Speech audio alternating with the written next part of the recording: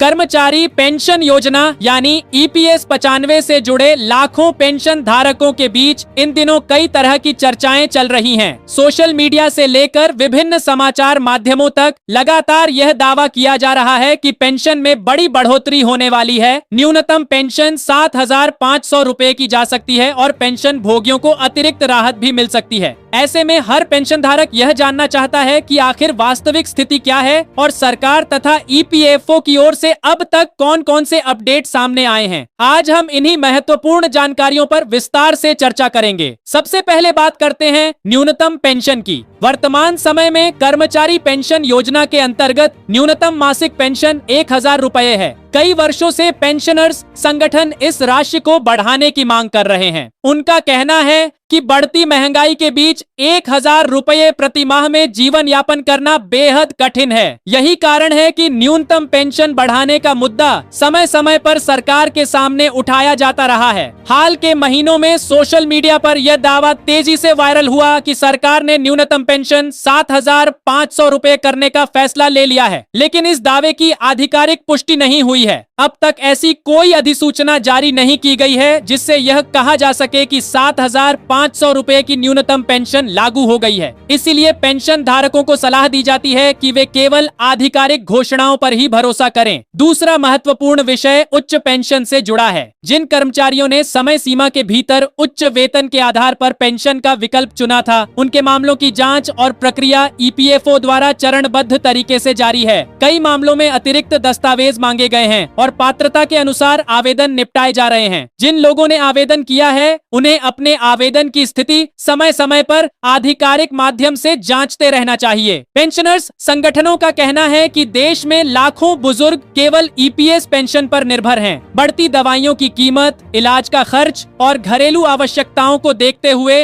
न्यूनतम पेंशन में वृद्धि की मांग लगातार उठाई जा रही है। विभिन्न प्रतिनिधि मंडलों ने सरकार से इस विषय पर कई बार चर्चा भी की है। हालांकि अंतिम निर्णय सरकार द्वारा ही लिया जाएगा और जब तक कोई आधिकारिक अधिसूचना जारी नहीं होती तब तक वर्तमान नियम लागू रहेंगे। ईपीएफओ समय समय पर अपने सदस्यों और पेंशन भोगियों के लिए डिजिटल सेवाओं का विस्तार भी कर रहा है। कई सेवाएं अब ऑनलाइन उपलब्ध हैं, जिससे रिकॉर्ड अपडेट कराने, आवेदन की स्थिति देखने और अन्य प्रक्रियाओं को पहले की तुलना में आसान बनाया गया है। पेंशन धारकों को सलाह दी जाती है कि वे अपने बैंक खाते, आधार, मोबाइल नंबर और अन्य आवश्यक विवरण समय समय पर अपडेट रखें ताकि किसी प्रकार की असुविधा न हो। कई विशेषज्ञों का मानना है कि भविष्य में पेंशन व्यवस्था में सुधार की आवश्यकता है, क्योंकि महंगाई के साथ वर्तमान न्यूनतम पेंशन की उपयोगिता कम हो गई है। हालांकि यह केवल विशेषज्ञों और संगठनों की राय है। किसी भी बदलाव के लिए सरकार की मंजूरी और आधिकारिक अधिसूचना आवश्यक होती है।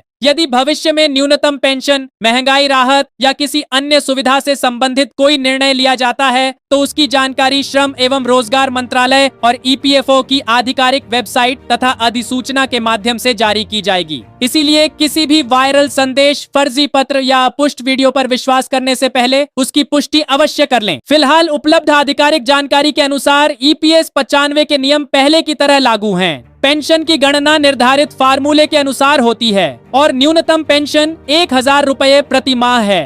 यदि भविष्य में कोई नया निर्णय लिया जाता है तो उसका लाभ पात्र पेंशन धारकों को सरकार के नियमों के अनुसार मिलेगा। इसी के साथ आज की इस जानकारी में इतना ही। यदि आने वाले समय में ईपीएफओ या भारत सरकार की ओर से ईपीएस 95 पेंशन को लेकर कोई नई आधिकारिक घोषणा की जाती है तो उसकी जानकारी आधिकारिक दस्तावेजों के आधार पर ही साझा की जानी चाहिए, ताकि पेंशन धारकों तक सही और विश्वसनीय सूचना पहुंचे। ईपीएस 95 पेंशन को लेकर दूसरा बड़ा अपडेट यह है कि उच्च पेंशन के लिए आवेदन करने वाले कर्मचारियों के मामलों की जांच और प्रक्रिया ईपीएफओ द्वारा चरणबद्ध तरीके से जारी है। जिन आवेदनों में अतिरिक्त दस्तावेजों की आवश्यकता है, वहां संबंधित कर्मचारियों और नियोक्ताओं से जानकारी मांगी जा रही है। पात्र मामलों का निपटारा नियमों के अनुसार किया जा रहा है। इसलिए जिन लोगों ने आवेदन किया है वे समय समय पर अपने आवेदन की स्थिति जांचते रहें और आवश्यक दस्तावेज समय पर उपलब्ध कराएं। उच्च पेंशन से जुड़े मामलों में कई आवेदकों को अपने पुराने वेतन रिकॉर्ड, सेवा विवरण और नियोक्ता से संबंधित दस्तावेज जमा करने पड़ रहे हैं। यदि किसी आवेदन में कोई कमी पाई जाती है तो उसे पूरा करने के बाद ही आगे की प्रक्रिया बढ़ाई जाती है। इसलिए सभी आवेदकों को सलाह दी जाती है कि वे ईपीएफओ की ओर से आने वाले किसी भी संदेश या सूचना पर ध्यान दें और निर्धारित समय के भीतर आवश्यक कार्रवाई पूरी करें। इससे आवेदन के निपटारे में अनावश्यक देरी से बचा जा सकता है। ईपीएफओ लगातार अपनी डिजिटल सेवाओं को बेहतर बनाने की दिशा में भी काम कर रहा है।